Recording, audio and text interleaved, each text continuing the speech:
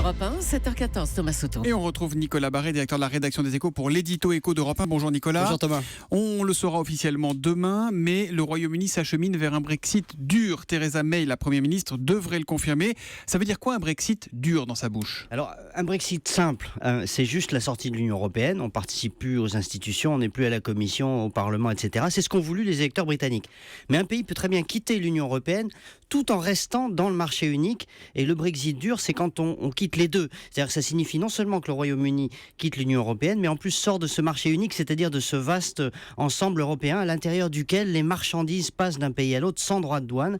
C'est ce que veulent les durs et ils sont en train de l'emporter. Et quel est leur intérêt au dur, donc justement ? Les Britanniques, vous savez, ils veulent un peu le beurre et l'argent du beurre. Quitter l'Union, mais sans perdre l'accès à ce vaste marché de 450 millions de consommateurs. Et on les comprend, sauf que les Européens leur disent, si vous voulez garder cet accès au grand marché, il faut que vous acceptiez aussi que les citoyens puissent circuler librement. Or ça, ils ne le veulent pas.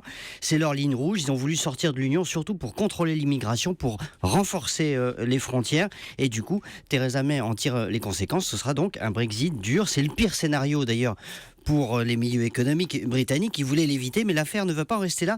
Il faut maintenant s'attendre à ce que les Britanniques exercent une forme de chantage. Quelle forme de chantage ? Si vous voulez, ils ont fait savoir ce week-end que s'ils perdent l'accès au marché unique, et qu'ils se retrouvent donc complètement isolés, ils seront forcés de changer de modèle économique et ils sont prêts du coup à devenir un gigantesque paradis fiscal, c'est ce qu'a dit leur ministre des Finances, pour attirer les autres entreprises européennes. Et ça, c'est vraiment la menace suprême. Donc le Brexit dur annonce surtout une négociation très dure avec Londres. Et le Brexit qui a reçu le soutien et les félicitations de Donald Trump dans une interview accordée notamment au Times ce matin. L'édito Écho de Nicolas Barré, ça en dit long comme vous dites. C'est tous les matins après le journal de 7h sur Europe 1. À demain Nicolas.